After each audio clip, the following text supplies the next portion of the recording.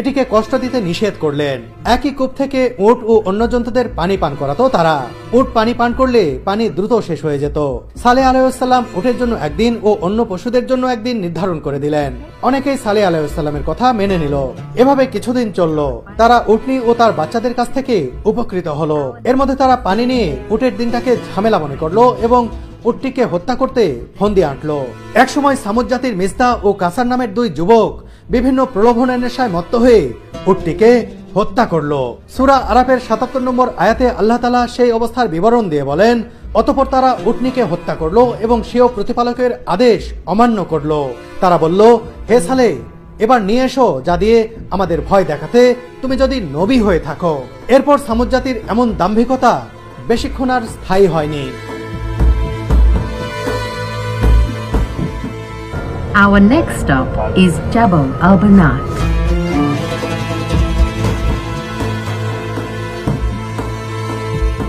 আমরা চলে এসেছি জাবাল আল বানাত তথা কসর আল বিন্ত পাহাড়ের কাছে। সামুদ্রা পাহাড় কেটে কিভাবে সমাধি তৈরি করত তারই নিদর্শন দেখতে পাচ্ছি দূর থেকে। কসর আল বিন্তের বাংলা করলে দাঁড়ায় নারীর প্রাসাদ। এই পাহাড়টি মাদা ইনসানের অন্যতম বৃহৎ সমাধি ক্ষেত্র। এর চারপাশে ৩১টি পারিবারিক সমাধি রয়েছে। এই পাহাড়ে নারীদের সমাধি অনেক বেশি রয়েছে বলেই এর নাম কসর আল বিন্ত বা নারীর প্রাসাদ। তাদের সেই সমাধি সৌধগুলো দেখতে পাবো, যেটি তারা বিরাট এই পাহাড় কেটে তৈরি করেছিল বহু বছর আগে। দেখুন, এটি একটি সমাধি। Here we are at the Girls Mountain. Why do we call it the Girls Mountain? Because we have here in this mountain 31 family tombs. The majority of it belong to women.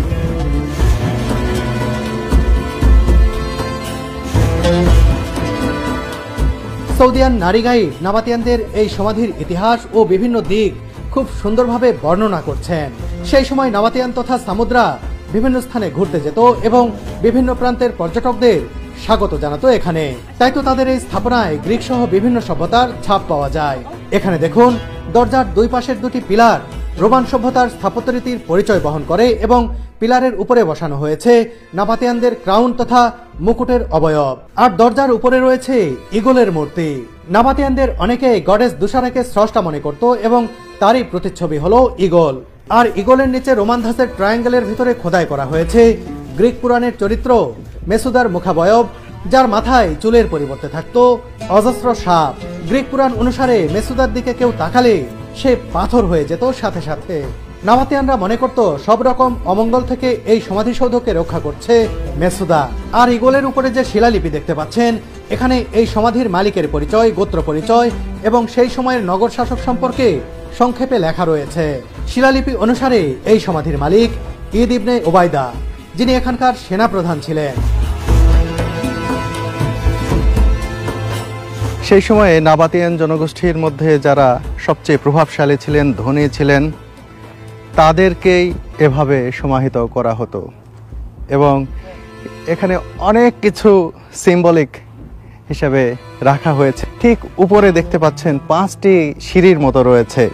এই 5টি সিঁড়ি রাখার কারণ, তারা মনে করতেন যে এই 5টি সিঁড়ি বেয়ে তারা স্বর্গে চলে যাবেন। তারা মনে করতেন যে মানুষ কখনো একেবারে মরে গেলে নিঃশেষ হয়ে যায় না, পরবর্তী জন্ম হবে তাদের, সেই বিশ্বাস তারা রাখতেন এবং এভাবে সিঁড়ি তৈরি করতেন যে মৃত্যুর পরে তাদেরকে এখানে সমাহিত করা হয়েছে।